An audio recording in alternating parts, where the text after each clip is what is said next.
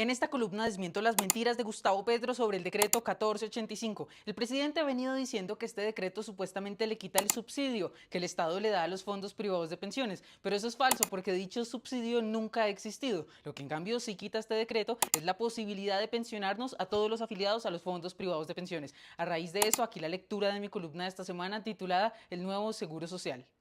Como lo expliqué en mi columna anterior, Jaque Mate Pensional, el decreto 1485 marchitará para siempre a los fondos privados de pensiones y al seguro previsional. Pero más allá de eso, se trata de una verdadera estrategia del presidente para obligarnos a trasladarnos a Colpensiones. Algunos dicen que este decreto elimina el subsidio que le daba el Estado a los fondos de pensiones. Falso, nunca ha existido tal subsidio. Lo que existía desde el 2015 era la obligación del Estado de asumir la responsabilidad por sus propias decisiones de carácter político. Es decir, cuando decidía incrementar el salario mínimo por encima de la productividad y la inflación, es decir, cuando lo hacía por una decisión política, debía cubrir ese excedente en el Fondo de Garantía de Pensión Mínima. Para el 2025 la productividad fue del 0,91% y la inflación del 5,1% según el DANE. Esto significa que el aumento del salario mínimo debía estar cercano al 6%. Sin embargo, el presidente Petro decidió de forma irresponsable incrementarlo en un 23%.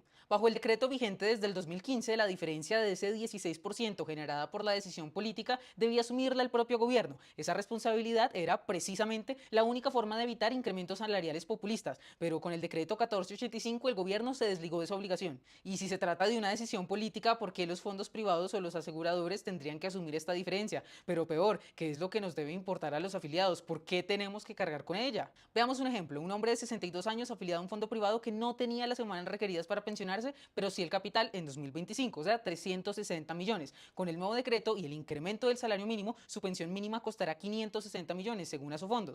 Antes del decreto se pensionaba. Hoy tendría que completar semanas o aportar 200 millones adicionales. Si no lo logra, solo tendría derecho a una devolución de saldos bajo la ley 100 o a una chichigua vitalicia con la reforma pensional. Es decir, que pasó de estar prácticamente pensionado en su fondo de pensiones a recibir una chichigua vitalicia en Colpensiones. Pensemos ahora en un afiliado que sí cumple la edad, las semanas y el saldo. Con este decreto, ese saldo deja de ser suficiente, pero como cumple los requisitos, igual se pensionará y el fondo de garantía de pensión mínima cubrirá parte de su mesada. El problema aparece cuando ese fondo se agote, lo hará más temprano que tarde y Colpensiones pase a responder. El problema mayor llegará cuando la pirámide de Colpensiones quiebre, algo que se prevé para 2062. ¿Y quién pagará esa pensión? ¿Más pasivo pensional?